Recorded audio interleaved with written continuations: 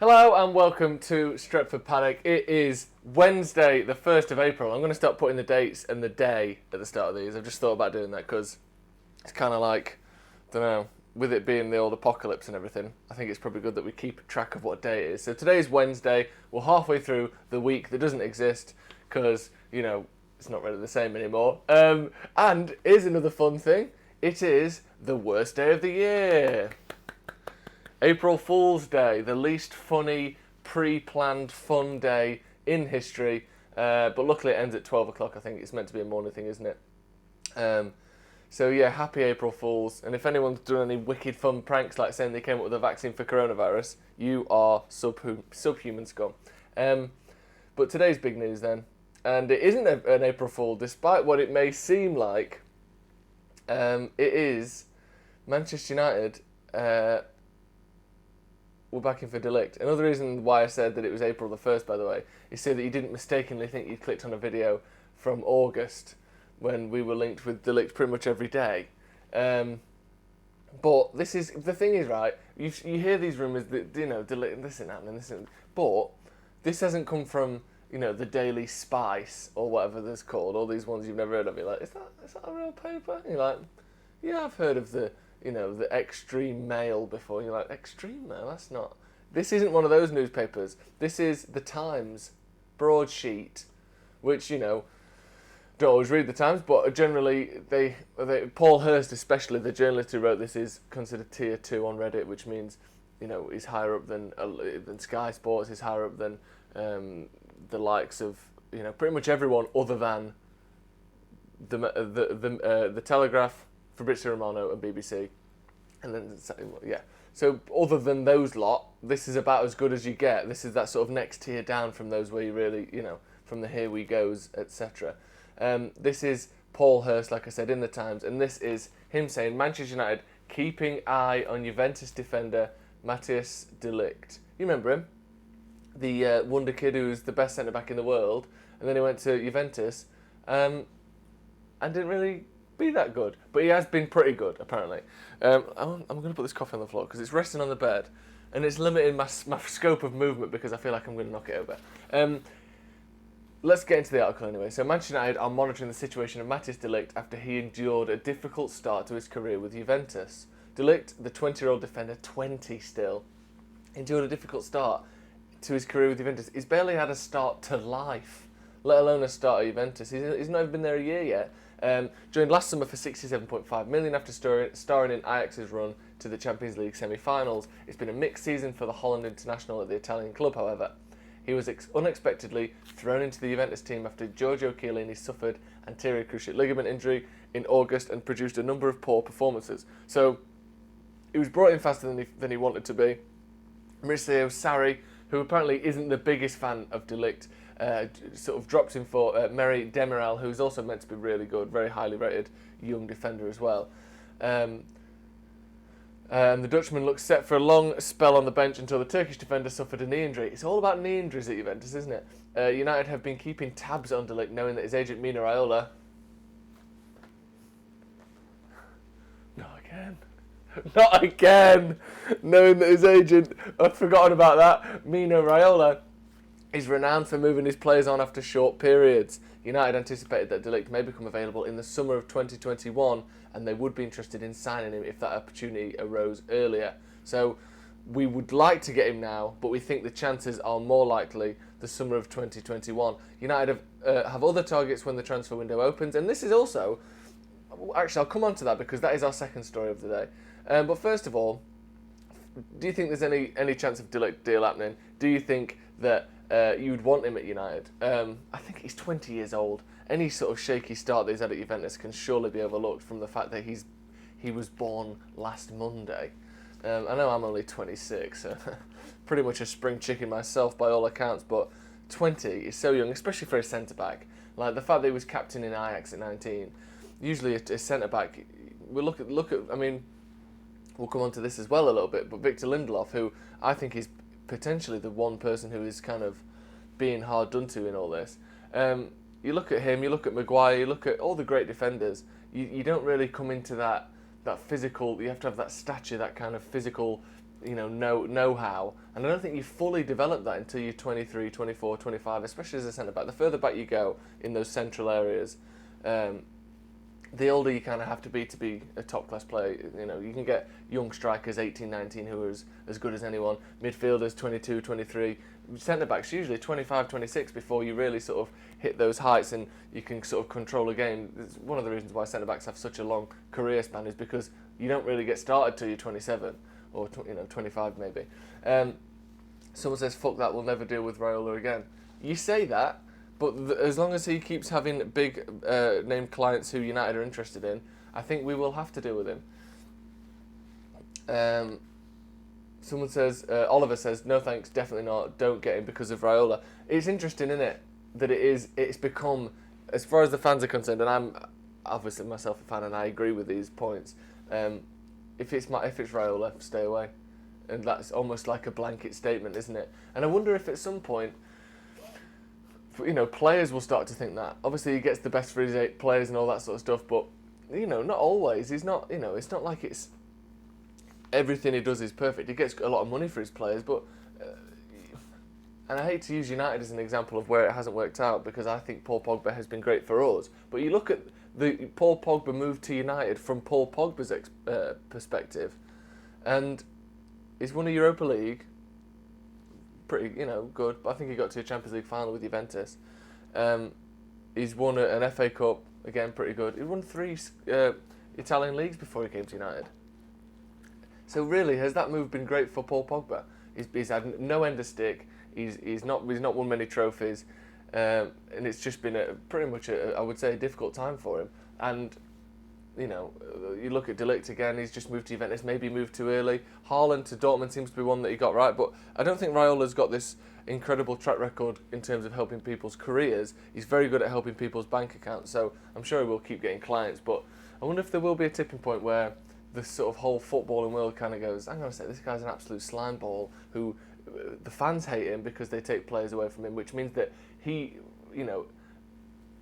I would say that 50% of the problem people have with Paul Pogba is caused and is at least the flames are fanned by Mino Raiola. I think if Mino Raiola wasn't part of Paul Pogba's camp, that a lot of the stick and a lot of the pressure and a lot of the hate that Paul Pogba gets would be alleviated immediately, and at some point players might start to see that and stay away from him. I think you look at the likes of George Mendes, who was the original kind of super agent, and when he first started getting Ronaldo, he got, I can't think of all the players he's got, but he's got tons of players. 10 or so years ago when he first sort of, he'd been around for a long time, but he first got his name as this super agent. People were calling him a super agent. People were like, hang on a sec, I don't like the sound of this. But since then, George Mendes has kind of dropped off the radar and allowed Raiola to sort of be the troll, patrolling under the bridge, swinging at the Billy Goat's gruff whenever they walk past. And Mendes is sort of off to one side, like, yeah, I've got all, loads of the best players in the world, but people don't really hear from him. He's not this outspoken sort of dick that Raiola is. So maybe at some point, players will start to turn away from Raiola. Mark says, but he is part of Pogba's camp. Yeah, exactly. That's the point I'm making. I'm not saying that it's an accident or that you can't be annoyed at it, but I'm just saying if he wasn't, I think it may have been a different story for Paul Pogba. Someone says we'd rather have Upamecano. Yeah, I think he's a good player. He's 20, isn't he? 21, 20. It's not. I can't believe it's not an April Fool, to be honest. It's the Times. Let's get back into that article. Actually, I've not put this up, have I? Let's do this. Absolute shambles. Professional. It's going to be a fun one, Matt. The thing that it does for me is first of all, obviously the chance of getting De Ligt is an exciting prospect. But what it does is it shows us that we are still interested in more centre backs, which is something I wasn't necessarily certain that we would be. I thought we might be happy with what we've got. We've got, obviously Maguire, who's captain and is starting every week, isn't going anywhere. We've got Lindelof, who I think. Personally, I'm a fan of Lindelof. I think he has weaknesses in his game, but I don't think those weaknesses lose us as many points as people like to pretend they do. I think there are other people in the squad and other positions of players who get much less stick than Lindelof, who cost us more games and who don't help us win as many games as Lindelof does. I think his passing from the back, I think his solidity on the ball, is all this sort of stuff, wins us points much more than it drops us. And also another thing that can't be overlooked, and anyone that's been a United fan for the last 10, maybe 15 years, the fact that he very rarely gets injured is such a huge bonus just in terms of building a partnership. Like, him and Maguire have had pretty much a full season without injuries. I think there's been little niggles here and there.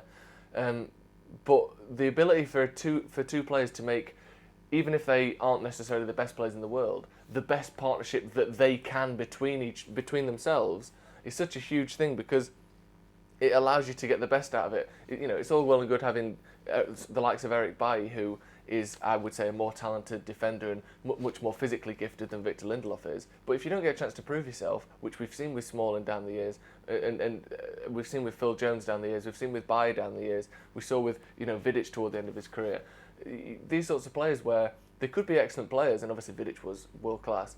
But when you can't pick them, and when they can't play 25, 30 games a season together in a partnership like Maguire and Lindelof have, you will never see the best of a partnership. So much of centre-back pairing is those two playing together consistently, and that's a huge part of what makes a defence solid. And I think that that side of Lindelof's game, whilst it's kind of just a physical thing, can't be overlooked. I think it's a huge part of his game. He's always fit. It's great. Anyway. Someone says De Ligt and 30-40 million, would you be happy? Oh, we're talking about, this is a good point actually, Dew and James there, who I presume is talking about a potential bundle to be put together by Juventus for Paul Pogba, which was another rumour that was sort of suggested and kind of mooted in this article. That is that Juventus want Paul Pogba. They can't afford to buy him for 110 million euros, whatever it would be, but they could afford to put some sort of bundle together. Maybe De Ligt and 40 million, maybe De Ligt and Ramsey and 10 million. These sorts of deals have been talked about. Would you accept that for Paul Pogba? Would you accept some sort of kind of composite player money, couple players, bit of money, deal for Paul Pogba where we get De Ligt in return? Someone says De Ligt and Douglas Costa, for Paul Pogba. I think Douglas Costa's one of those players he's just fast on FIFA, isn't he? Is he good in real life? I don't know, I've never really seen him do much in real life, but I don't watch Juventus every week. Goals conceded hasn't been the problem, goals scored has been the problem. Don't want De Ligt, all Mina Raiola players can do one. I think as the season's gone on, we've seen that defensive solidity come into United's game, and I just think that whilst I would always be happy to take on a 20-year-old potentially world-class player in any position, I don't quite think it's our priority. But then the article does say 2021, but this is where we go back to the article, because this is great, talking about this year, not 2021, which is how old De Ligt will be next year, 2021.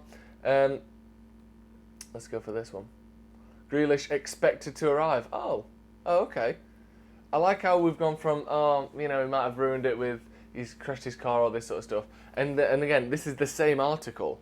That's where we're talking about, United anticipated that De Ligt may become available in the summer of 2021, and they would be interested in signing him if the opportunity arose earlier. The next paragraph in the same article, United have other targets when the market reopens, so that's this summer. Jadon Sancho is their first choice to fill the problematic right wing position, which we've talked about a lot this summer. It's an open secret that United are certainly interested in Jadon Sancho. And Jack Grealish is expected to arrive from Aston Villa to add competition in the midfield. Just a one sentence thing, basically saying that it's going to happen. Just one sentence, he's expected to arrive. Easy as that. We all know about that. What? Oh, did we? Thanks. So that's, again, Paul Hurst, who is a tier 2 source, highly regarded source for transfer news and Manchester United news. He's saying, Grealish is expected to arrive to add a bit of competition. He might get 6 games a season. Who knows? Yeah, you come on a sub occasionally. I mean, it's a very nonchalant kind of comment and way of addressing what has been a sort of a potentially £80 million transfer there. He's expected to sign. Whatever. No biggie. Oh, it is a big deal because I'd quite like him to sign. And if you've got any news, Paul, can you tell us in more than one sentence so we can actually think about it more? But again, What's happening with these transfers is, and the same thing can happen with Bruno Fernandes, where we sort of, and Maguire, the same thing happened. There's two sides of this. One, United got stick for, there's this sort of almost meme about United where we go to a club and say, oh, we'd like Harry Maguire, please. And Leicester go, okay, you can have him for 80 million. There we go. We get 50. And then they go, no, it's 80. There you go. 2 weeks later, I'll get you 60, etc., etc. United end up paying 80, but it takes 2 months. Same thing happened with Bruno Fernandes. We want 65 million. I'll give you 25 plus add-ons. And then we end up paying the 65. So that's kind of a running joke with United. But what it has also done is we've had this sort of foreshadowing, this kind of, you can almost look ahead and see who we're going to sign, and then we dilly-dally and it takes a long time, but we just do. Like, we just did sign. We knew we were going to sign Maguire at Wan-Bissaka, and we took a bit, but we did. We knew we were going to sign Maguire. It took a bit, but we did. The only one where it looked like we would and we didn't was Haaland. But it kind of looks like we're going to sign Sancho. Do you think we're just gonna? And then Grealish, it's like, oh yeah, he's expected to join to add some competition to midfield. Do you think we're just gonna sort of drift towards both of these transfers and they're just going to be done? It seems too easy. I don't know. Anyway, very exciting stuff. Grealish is not the answer. Maddison is far more suited. Yeah, that question of character has come in a lot recently, obviously after Jack Grealish's car accident the other day. But I don't know. I think it's, you would hope that the people who make these decisions on an official level at the club, in the boardroom at United, on the training ground at United, they have decided they want Grealish because of specific things on the pitch that James Maddison doesn't provide or isn't available to provide if his contract isn't there, or if his contract is too much to overcome. And I don't think, I mean, again, this is maybe downplaying what Jack Grealish did, but I hope that, you know, scuffing his car against a couple of cars because he was an idiot, which he was, I hope that isn't enough to go, no. I don't think that should cancel any specific signing. If we were 50-50 between the two, maybe that would be a tilter on the kind of, you know, the scales a little bit towards Maddison. But I think if we decided we want Grealish, I think it would be short-sighted for United to cancel that transfer outright just because of this one indiscretion, personally. Hopefully, I like to think our transfers aren't quite as fickle as that. Not that it would be fickle to criticise him and to call him an idiot and all this sort of stuff, which he completely, definitely was. But I think when you're talking about £80 million worth of business, if you look at any business, you know, if it was a shipping company and they were buying 80 million quid's worth of oil and the owner of the oil company scuffed his car when he was visiting his mates, you wouldn't be like, no, we're not having that oil off you anymore. You know, this is an £80 million sort of business deal, essentially, is what's going on here, and I wouldn't have thought that would be ruined by, you know, what Jack Grealish did, as stupid and as unnecessary and as, I think, illegal as it was. Right, that's going to be all from me. Joe has a Grealish fetish. I don't actually, but I do like his hair, calves and attitude. We're going to be back later on today. We've got me, we've got Alex, and we've got Jay from Full Time Devils. We've got a debate talking about David De Gea versus Dean Henderson, so that's going to be very fun. So be sure to check that out this afternoon. And tomorrow as well, we'll be back with a podcast and some news. And then Friday, we've got all sorts of fun stuff, late night live. We've got the transfer review, and we've got more news, as always, every single day at 11 o'clock. So thank you very much for joining me, and we'll see you next time.